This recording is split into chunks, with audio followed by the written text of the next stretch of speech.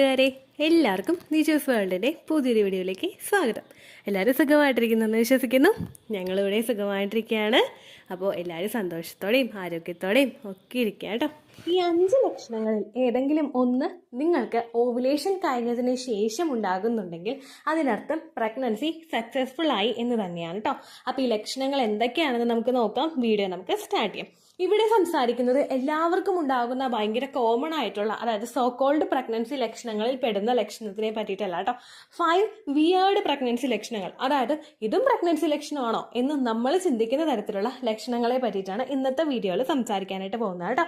അപ്പൊ നമുക്ക് video start ചെയ്യാം. ഇവയിൽ ഏറ്റവും ആദ്യത്തേതെന്ന് പറയുന്നത് നമ്മുടെ കണ്ണിന് സംഭവിക്കുന്ന സുപ്രധാനമായിട്ടുള്ള ഒരു മാറ്റമാണ്. കണ്ണിന് സംഭവിക്കുന്ന മാറ്റം എന്ന് പറയുമ്പോഴേക്കും നമുക്ക് വിഷൻ ബ്ലറായി പോവുക. അതായത് ഇപ്പോൾ എന്തെങ്കിലും ഒരു ദൂരെയുള്ള ഒരു വസ്തുവിനെ നിങ്ങൾ കാണുന്നുണ്ടെങ്കിൽ അത് മങ്ങിയ രൂപത്തിൽ നിങ്ങൾക്ക് കാണാനായിട്ട് പറ്റുന്നത്.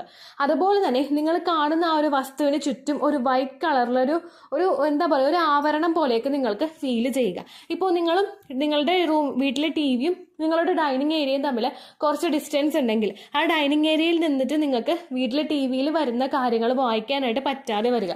അപ്പോൾ ഒരുപാട് പേരുണ്ട്, നമ്മൾ ദൂരെ നിന്നിട്ടാണെങ്കിലും കൃത്യമായിട്ടും വ്യക്തമായിട്ടും ഒക്കെ വായിക്കുന്ന ഒരുപാട് പേരുണ്ട്. പക്ഷേ പ്രഗ്നൻസി സക്സസ്ഫുൾ ആയി കഴിഞ്ഞു കഴിഞ്ഞാൽ പല ഹോർമോൺസിന്റെയും ഇൻക്രീസ് മൂലം നമുക്ക് എഴുതിയിട്ടുള്ള കാര്യങ്ങളൊക്കെ വ്യക്തമായിട്ട് വായിക്കാനായിട്ട് പറ്റാതെ വരുന്നു. ഇപ്പം ഞാൻ ഏറ്റവും കൂടുതൽ ഫേസ് ചെയ്തൊരു കാര്യമായിരുന്നു. കാരണം ഡെലിവറി കഴിഞ്ഞിട്ട് ഇപ്പോൾ ഈ ഒരു ബുദ്ധിമുട്ട് വന്നപ്പോഴേക്കും ഡെലിവറി കഴിഞ്ഞിട്ട് ഒരു ഡോക്ടറെ പോയി കാണാമെന്ന് വരെ ഞാൻ വിചാരിച്ചു. കാരണം വിഷൻ അത്രയ്ക്ക് ബ്ലറായി പോകുന്നു. ദൂരെയുള്ള കാര്യങ്ങൾ നോക്കുമ്പോഴേക്കും വൈറ്റ് കളറിലെ ഒരു ആവരണം നമുക്ക് അവിടെ ഫീൽ ചെയ്യുന്നത് പോലെയൊക്കെ ഉണ്ടാകുന്നത് പലർക്കും പ്രഗ്നൻസിയിൽ ഉണ്ടാകുന്ന ഒരു ലക്ഷണമാണ് കേട്ടോ. ഇംപ്ലാന്റേഷൻ കഴിഞ്ഞിട്ട് വളരെ എളുപ്പത്തിൽ തന്നെ പലർക്കും ഇത്തരത്തിലുള്ള ലക്ഷണങ്ങൾ കണ്ടുവരാറുണ്ട്. രണ്ടാമത്തെ ലക്ഷണമാണ് നമ്മുടെ ലിപ്പ് ഡ്രൈ ആയിട്ട് പോവുക, നമ്മുടെ ചുണ്ടുകൾ വരണ്ടു പോവുക.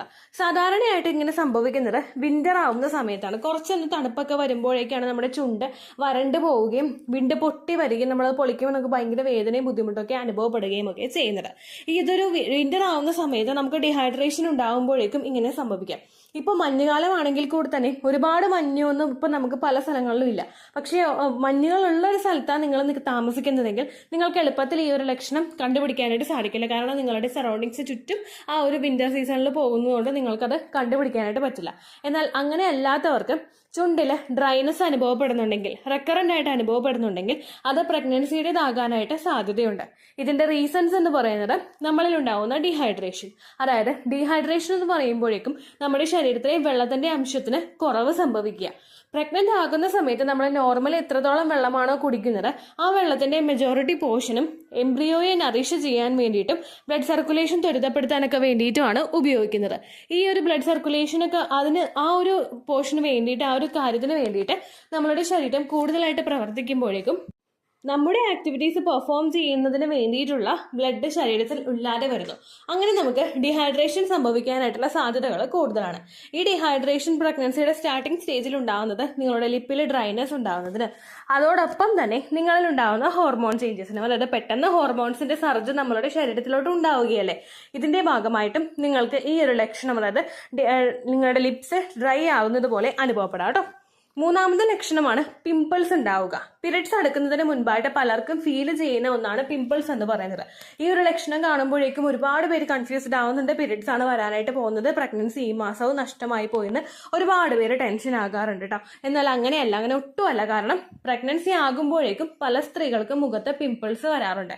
ഈ പിമ്പിൾസ് നമുക്ക് നോർമലി ഉണ്ടാവുന്നത് ഹോർമോൺ ചേഞ്ച് കൊണ്ടാണ്. ഇപ്പൊ PCOD ഉള്ള സ്ത്രീകൾക്ക് ഈസ്ട്രജന്റെ ഡോമിനൻസ് വരുമ്പോഴേക്കും ശരീരത്തിലെ മുഖത്ത് നമുക്ക് പിമ്പിൾസ് വരാറുണ്ട്. ഇതുപോലെ തന്നെ നമ്മൾ പ്രഗ്നന്റ് ആകുമ്പോഴേക്കും ഈസ്ട്രജൻ ഹോർമോൺ കൂടും, പ്രൊജസ്ട്രോൺ ഹോർമോൺ കൂടും, HCG ഹോർമോൺ കൂടും. ഇത് മൂന്നും ഇൻക്രീസ് ആകുമ്പോഴേക്കും ഇതിന്റെ ഭാഗമായിട്ടും ഈ ഒരു മാറ്റത്തിന് നമ്മുടെ ശരീരം അതുമായിട്ട് പൊരുത്തപ്പെടാനായിട്ട് സമയം എടുക്കുമ്പോഴേക്കും വെരി സ്റ്റാർട്ടിംഗ് സ്റ്റേജിൽ തന്നെ നിങ്ങൾക്ക് ഇത്തരത്തില് ആ ഒരു മുഖത്തൊക്കെ കുരുക്കൾ വരാനായിട്ടും സാധ്യതയുണ്ട് കേട്ടോ. അടുത്ത ലക്ഷണം എന്ന് പറയുന്നത് നമ്മുടെ മുഖത്ത് കറുത്ത പാടുകളും കഴുത്തിനവിടെയൊക്കെ കറുത്ത പാടുകളും അനുഭവപ്പെടുന്നതാണ്. പ്രഗ്നൻസി മെലാസ്മ എന്നൊരു സിറ്റുവേഷൻ തന്നെയുണ്ട്. നമ്മുടെ ഇപ്പം മൂക്കിന് ഇടുക്കിലുള്ള ഭാഗം, അതായത് മൂക്കിന്റെ ആ ഒരു മൂക്കും നമ്മുടെ ആ ഒരു സ്കിന്നും തമ്മിലുള്ള ആ ഒരു സ്റ്റാർട്ടിങ്ങിലുള്ള ഭാഗം, അതുപോലെ നമ്മുടെ ലിപ്സിന്റെ അറ്റത്തുള്ള ഭാഗം, നമ്മുടെ കഴുത്തിന്റെ ഭാഗം, കണ്ണിന് താഴെയുള്ള ഭാഗം, ഈ ഭാഗത്തൊക്കെ പല സ്ത്രീകൾക്കും പ്രഗ്നൻസിയുടെ സ്റ്റാർട്ടിംഗ് സ്റ്റേജിൽ തന്നെ ആ കറുത്ത പാടുകളും ബുദ്ധിമുട്ടുകളൊക്കെ അനുഭവപ്പെടാറുണ്ട്. ചില പഴമക്കാർ പറയും മുഖത്ത് ഇങ്ങനെ കറുത്ത പാടുകളൊക്കെ വന്നു കഴിഞ്ഞാൽ ബേബി ബോയ് ഉണ്ടാകുന്നത് കൊണ്ടാണെന്നൊക്കെ ചിലവരൊക്കെ പറയും. അത് കുറച്ച് ശതമാനം ശരിയാണ്, കുറച്ച് ശതമാനം അത് നമുക്ക് ട്രസ്റ്റ് ചെയ്യാനായിട്ടും പറ്റില്ല. അപ്പോൾ അങ്ങനെ നിങ്ങൾക്ക് ഡാർക്ക് സ്പോട്ട്സ് ഉണ്ടാവുന്നത് മെലാസ്മ എന്നുള്ളൊരു കണ്ടീഷൻ നമ്മുടെ സ്കിന്നിൽ സംഭവിക്കുന്നത് കൊണ്ടാണ്. ഓൾമോസ്റ്റ് എല്ലാ പ്രഗ്നന്റ് ആയിട്ടുള്ള സ്ത്രീകൾക്കും മെലാസ്മ അവർക്ക് ഫീൽ ചെയ്യേണ്ടതായിട്ട് വരുന്നുണ്ട്. ഇതുപോലെ തന്നെ ഹോർമോൺ സർജ്, നമുക്ക് ഹോർമോൺസിനെ ആയിരിക്കും എല്ലാ പ്രഗ്നൻസി ലക്ഷണങ്ങളിലും നമുക്ക് കുറ്റപ്പെടുത്താനായിട്ട് സാധിക്കുന്നത്. ഈ ഇത്തരത്തിൽ പ്രഗ്നൻസി ഹോർമോൺസ് ഒന്ന് ഷൂട്ടപ്പ് ആവുമ്പോഴേക്കും അതിന്റെ ഭാഗമായിട്ട് നമുക്ക് ഫേസിൽ ബുദ്ധിമുട്ടുണ്ടാകും. ചിലർക്ക് ഫേസിൽ ഭയങ്കര ഗ്ലോ ആയിരിക്കും, പക്ഷെ ചിലവരുടെ ഫേസ് കണ്ടു കഴിഞ്ഞാൽ ആ കറുത്ത കരിവാളിപ്പും പാടുകളും അതുപോലെ തളർച്ചയും ഒക്കെ കണ്ടു കഴിഞ്ഞാൽ നമുക്ക് എളുപ്പത്തിൽ പ്രഗ്നന്റ് ആണോ ഇല്ലയോ എന്ന് കൺഫേം ചെയ്യാനായിട്ടും സാധിക്കും കേട്ടോ. അപ്പോൾ ഇത് മറ്റൊരു ലക്ഷണമാണ്. അടുത്തൊരു ബുദ്ധിമുട്ടെന്ന് പറയുന്നത് നമ്മുടെ നഖം പെട്ടെന്ന് വളരുന്നത്.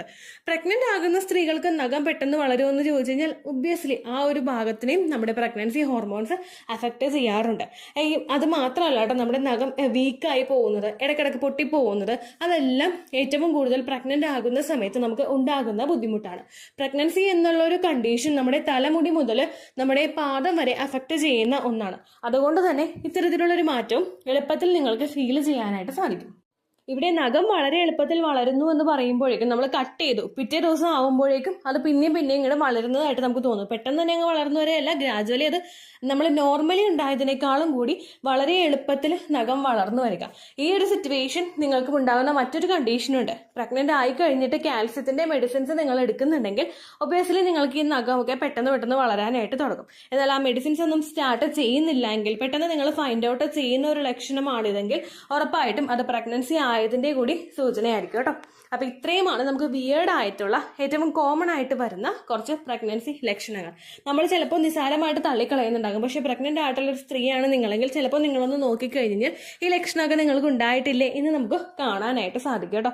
അപ്പൊ ഇത്രയുമാണ് ലക്ഷണങ്ങൾ. പിന്നെ ഒരു കാര്യം കൂടി പറയാം, ഈ ലക്ഷണങ്ങളൊന്നല്ല നമ്മൾ പറയത്തക്ക രീതിക്കുള്ള ഒരു ലക്ഷണവും ഇല്ലാതെ പ്രഗ്നന്റ് ആകുന്ന ഒരുപാട് പേരുണ്ട്. ഇപ്പൊ നമുക്കുണ്ടാകുന്ന ബ്രസ്റ്റിൽ ചേഞ്ചസ്, ഓൾമോസ്റ്റ് എല്ലാ സ്ത്രീകൾക്കും ഉണ്ടാകുന്ന ഒരു കാര്യമാണ് ബ്രസ്റ്റിൽ ചേഞ്ചസ് എന്ന് പറയുന്നത്.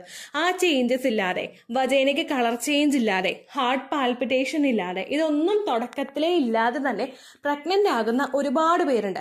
അതുപോലെ തന്നെ തുടക്കത്തിൽ ഇല്ലെങ്കിലും ചിലപ്പോൾ 3 മാസം കഴിഞ്ഞിട്ടോ അല്ലെങ്കിൽ 1.5 മാസത്തിന്റെയൊക്കെ മിഡിലിൽ വെച്ചിട്ടോ ഇങ്ങനെയുള്ള പ്രഗ്നൻസി ലക്ഷണങ്ങൾ കണ്ടുവരുന്ന ഒരുപാട് പേരുണ്ട്.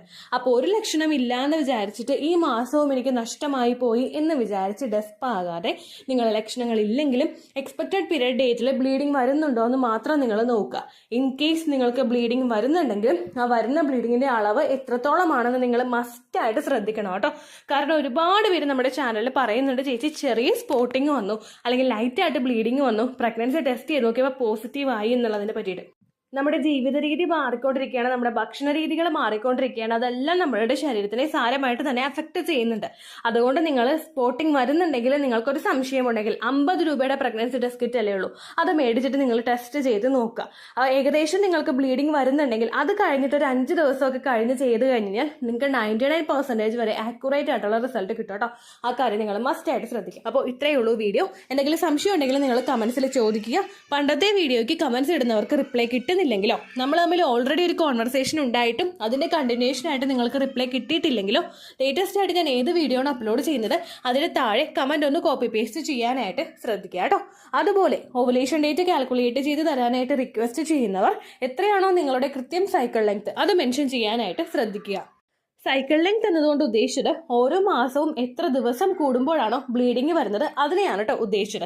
അതായത് ജനുവരിയിൽ നിങ്ങൾക്ക് ഒരു 1-ാം തീയതിയാണ് ബ്ലീഡിങ് വന്നതെങ്കിൽ, ഫെബ്രുവരിയിൽ നിങ്ങൾക്ക് 2-ാം തീയതിയാണ് ബ്ലീഡിങ് വരുന്നതെങ്കിൽ, ജനുവരി 1-നെ ഡേ 1 ആയിട്ട് എടുത്ത് ഫെബ്രുവരി 2 വരെ എത്ര ദിവസമുണ്ടോ അത് എണ്ണി പറയുന്നതാണ് സൈക്കിൾ ലെങ്ത് എന്നതുകൊണ്ട് ഉദ്ദേശിച്ചത് കേട്ടോ.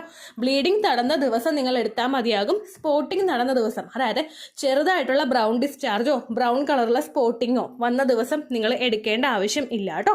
അപ്പോൾ ഇതുപോലെ തന്നെ നിങ്ങൾ ശ്രദ്ധിക്കുക. സൈക്കിൾ ലെങ്ത് ചോദിക്കുന്ന സമയത്ത് എന്നാണോ ഡേറ്റ് അത് നിങ്ങൾ മെൻഷൻ ചെയ്യാതിരിക്കുക. അതായത് ചില ആളുകൾ January 16, February 14 അങ്ങനെ പറയും. അങ്ങനെ പറഞ്ഞുകൊണ്ട് കാര്യമില്ല കേട്ടോ. അപ്പോൾ ഇത്രയേ ഉള്ളൂ വീഡിയോ. അടുത്തൊരു യൂസ്ഫുൾ വീഡിയോ ആയിട്ട് നമുക്ക് വീണ്ടും കാണാം. ബൈ.